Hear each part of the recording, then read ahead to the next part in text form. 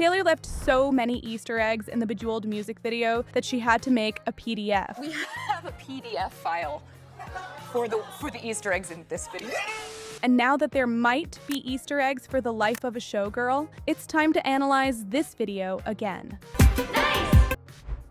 The music video begins with Taylor as housewench Taylor, and in the background we hear an orchestral version of Enchanted from Speak Now. We see Oscar-winning actress Laura Dern as the evil stepmother, the Haim sisters as the wicked stepsisters, and Jack Antonoff as the prince. Just a casual activity for two best friends. So, we were born in the wrong time. Because we look fucking great. To have normal experiences, you know what I mean? Like, just best friends. Yeah, it's important. I feel like just like we can have, like, you know what I mean? You and I can just like sit around and like be normal. I love that about us. In this scene, the stepmother says, "Speak not," as a nod to Speak Now. The evil stepmother totally shades Taylor, saying the prince got over her swiftly. or should I say swiftly? Which is a joke that haters have made about Taylor in the past. The stepsisters call Taylor a snake, By snake. a reference to the Reputation era, and the stepmother says she's exiled. You've been exiled here. Some fans think it's because of the 2016 cancellation, but this is a reference to exile from folklore, you know, like being exiled from pop, isolated in her cabin. The pocket watch shows her exile ending with a countdown from 3, marking the end of the cottagecore era and her return to pop sparkle. I'm going out tonight. Her style transforms from something ever more like to a glittery pop star look. Each elevator button represents an album. Taylor presses number 3, which is purple, representing Speak Now. The diamond scene represents reclaiming her albums and the return of her shine. Her eyeliner references vigilante shit with the line, Drive a cat eye shopper, not to kill a man. in the elevator, she goes to floor 5, representing her 5th album, 1989. Dita Von Teese is her fairy godmother. Dita is a legend in modern burlesque, known for her glamorous shows with giant champagne glasses and that ultra-vintage look. Right? Okay. I usually kind of like, you gotta get, eye contact is important. And I reached out to her and asked if she would want to do her iconic martini glass performance in this video, and she said yes. Those iconic glasses belong to Dita. She lent them to Taylor, which Taylor took as an honor. Dita taught Taylor the routine herself, and behind the scenes, we got this iconic moment. Yes. Yeah. Oh, I fucking stronger ruined them. I'm so sorry. The colors we see in the elevator represent all the albums Taylor had released up to that point, and it's 13 floors, of course.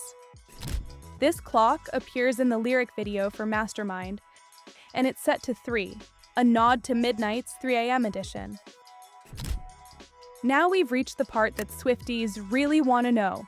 Did Taylor actually leave us Easter eggs about the life of a showgirl in this scene? These are the Easter eggs that make a lot of Swifties think she did.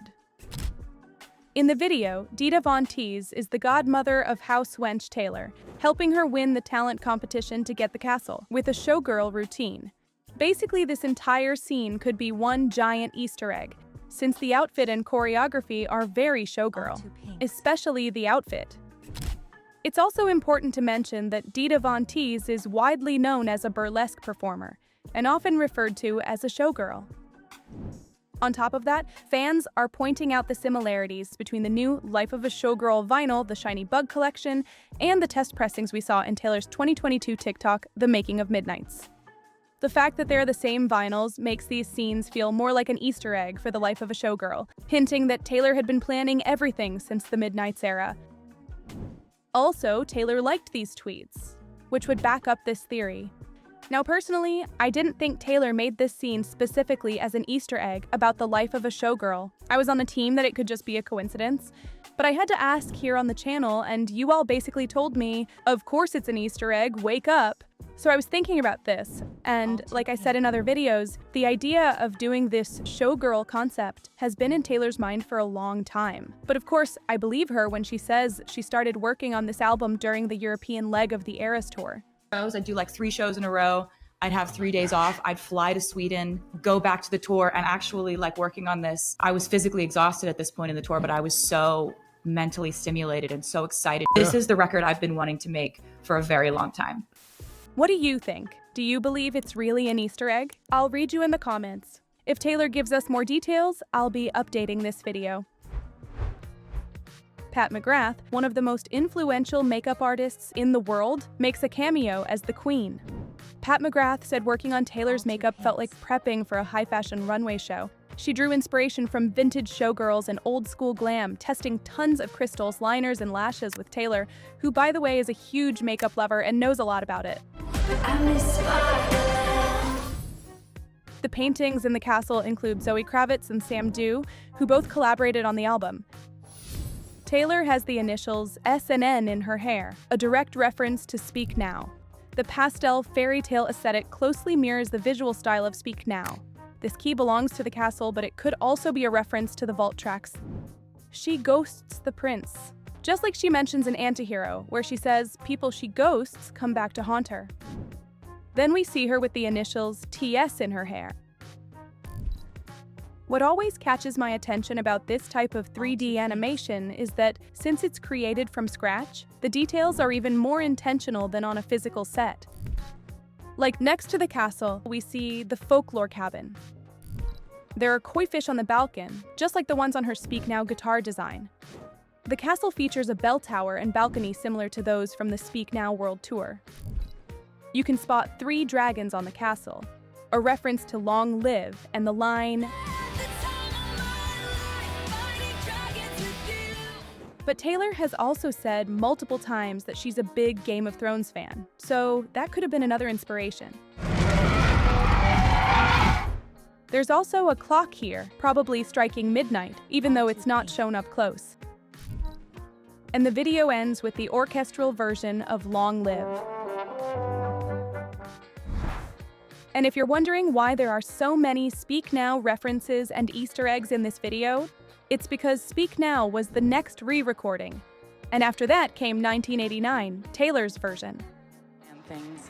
And then you know how I love to surprise you with the things that I've been planning. It's just something, it's my love language with you, you know? I plot, I scheme, I plan, and then I get to tell you about it. Also, if you want to discover the first Easter eggs about the life of a showgirl, I invite you to watch the next video. All too pink.